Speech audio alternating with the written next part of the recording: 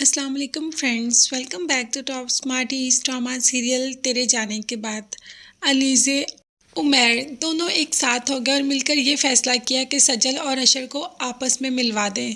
इनके दरमियान जो मिसअंडरस्टैंडिंग आई है वो सारी की सारी ख़त्म कर दें। इसमें अलीज़े भरपूर साथ दे रही है उमैर का और यही साथ इन दोनों की नज़दीकियाँ बढ़ा रहा है। आगे जाकर ये दोनों हमें एक कपल के रूप में नज़र आएंगे, ये तो हम जानते हैं, मगर अब तो इस बात की तस्दीक भी हो चुकी है। अब आ जाती है अलीज़े भाई के पास और कहती है, आपको क्या लगता है कि सजल भाभी ने आपको धोखा दिया, आपसे बेवफाई की? जिस पर अशर कहता है कि मेरा दिमाग इस बात की इजाज़त देता है, मगर मेरा दिल ये बात मानने को तैयार नहीं।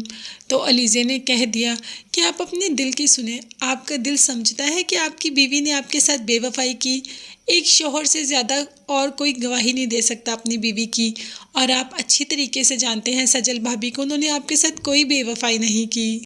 माहम ने तो हमाद के इतने कान भरे कि उसने सजल को घर से ही निकाल दिया। ये भी नहीं सोचा कि सजल इस हालत में कैसे जाएगी।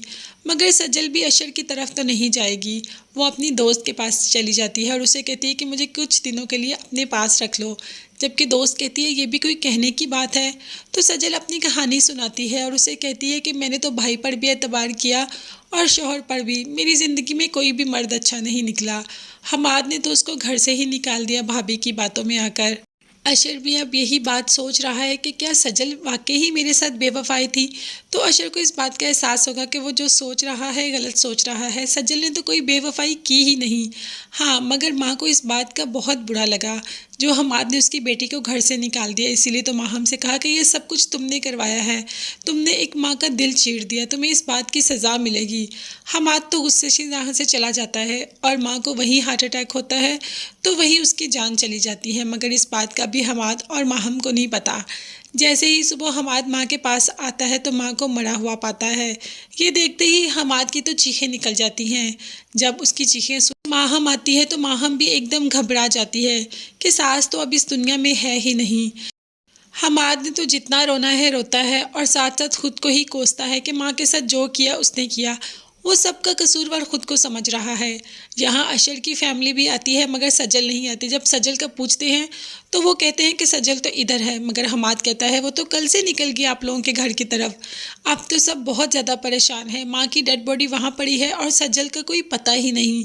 सास और एलिज़े भी बहुत ज़्यादा परेशान है कि आखिर सजल गई तो कहाँ गई। सारे घर वाले सजल को तलाश कर रहे हैं मगर किसी को भी नहीं पता कि वो कहाँ है, और ना ही वो किसी की कॉल उठा रही है। मैयत को इतनी देर रखा भी नहीं जा सकता। मैयत को तो दफना दिया, मगर आखिर हमाद ने सारा ही इल्ज़ाम अपने सर पर ले लिया। एक तो उसकी बहन नहीं मिल रही, बहन ने तो आखिरी टाइम में माँ का दीदार भी नहीं किया। अब जैसे ही माहम आती है हमाद के पास, जब हमाद माँ को दफना के आता है तो माहम आके कोई बात करने ही लगती है कि हमाद उसका हाथ झटक देता है और उस पर गुस्सा होता है कि जो किया तुमने किया, तुम मुझे अपनी शक्ल भी मत दिखाना। तो क्या हमाद को ही उसी वक्त ख्याल आना था जब माँ ने मर जाना था? पहले उसको आज तक ख्याल ही नहीं आया।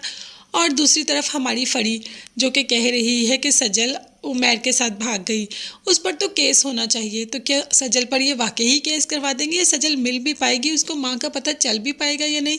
ये सब जानने के लिए चैनल को ज़रूर सब्सक्राइब कीजिएगा और मुझे और मेरी फैमिली को अपनी दुआ में याद रखिएगा। नेक्स्ट वीडियोस तक के लिए अल्लाह हाफिज़, bye bye and take care.